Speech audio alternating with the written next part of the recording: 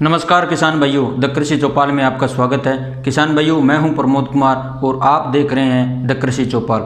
तो किसान भाइयों, आज इस वीडियो में हम बात करने वाले हैं फसलों में होने वाले वायरस रोग के बारे में।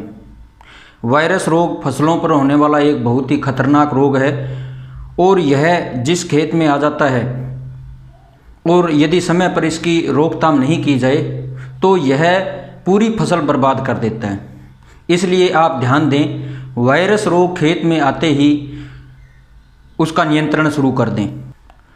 वायरस रोग की हम किस प्रकार रोकथाम कर सकते हैं, इसके बारे में मैं आज आपको पूरी जानकारी बताऊंगा। इसलिए आप वीडियो को ध्यान से देखें, क्योंकि बहुत से किसान भाई ऐसे हैं जिनको वायरस रोग के बारे में पूरी जानकारी नहीं है और वो पूरी जानकारी नहीं होने के कारण गलत दवाओं का इस्तेमाल करके जो अपना खर्चा है उसे भी बढ़ा लेते हैं। यानी कि वायरस रोग की रोकथाम तो होती नहीं है, वो तो एक अलग बात है, और फिर उसकी वजह से जो वायरस रोग है वो तो कंट्रोल होता ही नहीं है, जबकि जो खर्चा है वो और बढ़ जाता है। इसलिए किसान को दो तरह से नुकसान होता है। तो इसलिए आप समझे बात को और वीडियो को पूरा देखें। मैं आपको बताऊंगा कि वायरस रोग को हम किस प्रकार पहचान सकते हैं और किस प्रकार हम इसकी रोकथाम कर सकते हैं। तो आप बने रहें मेरे साथ, वीडियो को पूरा देखें। और यदि आप पहली बार हमारे चैनल पर आए हैं तो हमारे चैनल को सब्सक्राइब जरूर करें और साथ ही घंटी का निशान जरूर दबाएं। तो चलिए किसान भाइयों, बात करते हैं फसलों में होने वाले वायरस रोग की।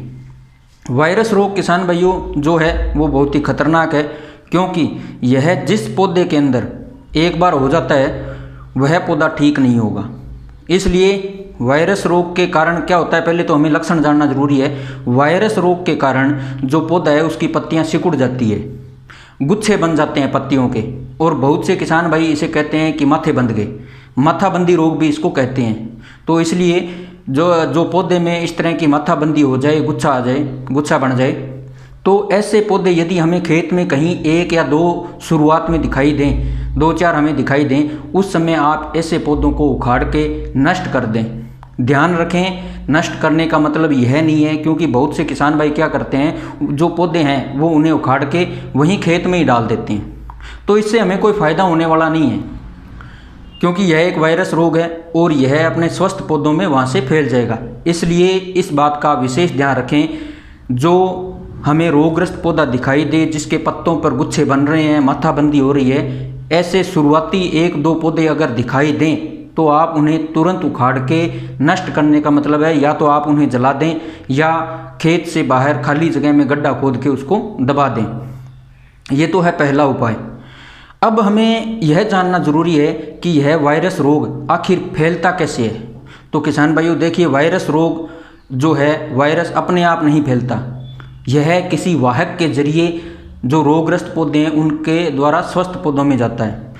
जैसे कि जो ज़्यादातर जैसे ये वायरस रोग हैं जिनको अपने बोलते हैं, एक लीफ कर्ल वायरस होता है, एक मोज़ेक वायरस होता है। तो ये क्या होते हैं, जैसे सफ़ेद मक्खी है, रस चूसने वाले कीट हैं, इनके द्वारा एक पौधे से दूसरे पौधे में फैलता है। इसलिए हमें जो ये रस चूसने वाले कीट हैं, सफ़ेद मक्खी है, इन कीटों को हमें रोकना बहुत ज़रूरी है। ये क्या करते हैं, जब किसी रोगग्रस्त पौधे से रस चूसते हैं तो वो वायरस उनके द्वारा चिपक जाता है और फिर जब वो स्वस्थ पौधे में जाके रस चूसते हैं तो वहाँ उस पौधे में वो घुस जाता है। तो इसलिए आप विशेष ध्यान रखें, एक तो हमें जो रोगग्रस्त पौधा है उसको शुरुआत में ही हमें उखाड़ के नष्ट करना है, और दूसरा हमें रस चूसने वाले कीटों का नियंत्रण करना बहुत ज़रूरी है। तो उसके लिए किसान भाइयों देखिए, जितने भी सिस्टेमेटिक कीटनाशक होते हैं, सिस्टेमेटिक कीटनाशक, क्योंकि मैं आपको बता दूं दो तरह के कीटनाशक होते हैं, एक तो होता है कॉन्टैक्ट और दूसरा होता है सिस्टेमेटिक। कॉन्टैक्ट का मतलब तो ये हो गया कि जब हम दवाई डालेंगे और जब वो दवाई किसी कीट के संपर्क में आएगी, उसकी बॉडी संपर्क में आएगी, तब वो कीट मरेगा। दूसरा जो सिस्टेमेटिक कीटनाशक होता है उसका मतलब ये है कि जब हम दवा पौधे पे छिड़कते हैं तो वो दवा पौधे के सिस्टम के अंदर चली जाती है। जब भी कोई कीट आके रस चूसता है तो वो दवा उस कीट के अंदर चली जाती है और उस कीट को मार देती है। ये होती है सिस्टेमेटिक कीटनाशक। तो इसलिए हमें सिस्टेमेटिक कीटनाशक में देखें, जैसे मैं बता दूं आपको, डाइमिथोएट जो पहले रोगोर के नाम से आती है, अभी आती होगी, और डाइमिथोएट 30 EC, और दूसरा मोनोक्रोटोफॉस। मोनोक्रोटोफॉस जैसे दो तरह से काम करती है, ये सिस्टेमेटिक भी है और कॉन्टैक्ट भी है।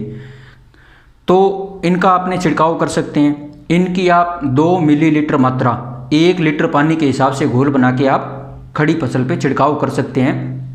इसके अलावा देखिए इमिडाक्लोप्रिड आती है, इमिडाक्लोप्रिड 17.8 SL, और इसके अलावा एक आती है थायोमिथोक्जाम और जो अपने ये है इमिडाक्लोप्रिड 17.8 SL। इनकी आप आधा मिलीलीटर दवाई प्रति लीटर पानी के हिसाब से घोल बना के छिड़काव कर सकते हैं। इसके अलावा एक सिस्टेमेटिक इंसेक्टिसाइड और है, कीटनाशक और है, जिसका नाम है एसीफेट। इसकी आप 2 ग्राम 1 लीटर पानी के हिसाब से घोल बना के खड़ी फसल पे छिड़काव कर सकते हैं। तो किसान भाइयों, ये जितने भी सिस्टेमेटिक कीटनाशक हैं, इनका आप छिड़काव करके जो ये रस चूसने वाले कीट हैं, सफ़ेद मक्खी है या जैसे एफिड है, जेसिड है, इनको आप कंट्रोल करें, क्योंकि वायरस रोग इनके द्वारा ही कंट्रोल होगा। यदि हम इनको कंट्रोल करेंगे तभी कंट्रोल होगा, नहीं तो नहीं होगा। तो इसलिए आप सही दवा का छिड़काव करें और सही समय पे छिड़काव करें। और वायरस रोग ऐसा है जो लगभग सभी फसलों में होता है। जैसे सब्जियों की यदि बात करें तो सब्जियों में मिर्च में बहुत ज़्यादा होता है। ये जो ये मिर्च की फसल है, इसमें तो माथाबंदी होना बहुत आम समस्या है। ये एक वायरस रोग है और इसका किसान भाई समय पे ध्यान नहीं देते, इसलिए ये बीमारी होती है।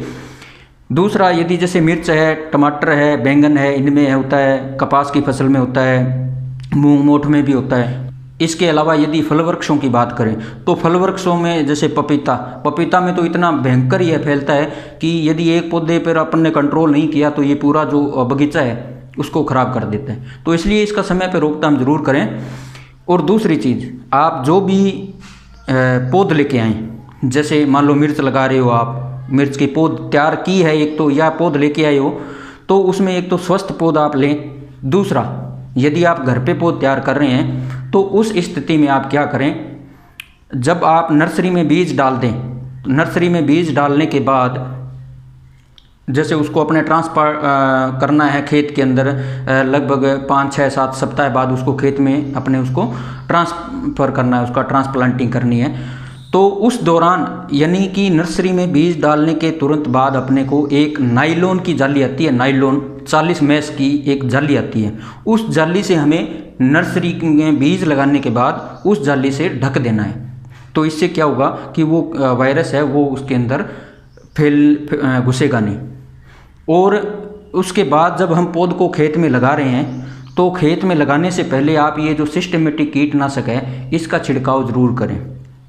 तो इससे फ़ायदा क्या होगा किसान भाइयों कि शुरुआत में जब जो है वायरस घुसेगा नहीं, लेट स्थिति में घुसेगा पौधे के अंदर, तो जो नुकसान अपने जो उत्पादन पे जो असर पड़ना चाहिए वो नुकसान नहीं होगा। बाद में यदि वायरस घुसेगा भी तो भी हमारी जो उपज है उसको नुकसान नहीं होगा। तो ये कुछ बातें हैं जिनका आप अवश्य ध्यान रखें। तो निश्चित रूप से जो वायरस रोग है इससे हमारी फसल को नुकसान नहीं होगा। और किसान भाई, उम्मीद करता हूँ आज की जानकारी आपको अच्छी लगेगी और इससे आपको फ़ायदा ज़रूर होगा। तो इसलिए किसान भाइयों, यदि आपको हमारा वीडियो अच्छा लगे तो इसे लाइक और शेयर ज़रूर करें, हमें सपोर्ट करें और साथ ही हमारे चैनल को सब्सक्राइब करके हमारे से ज़रूर जुड़ें। धन्यवाद। जय किसान, जय जवान।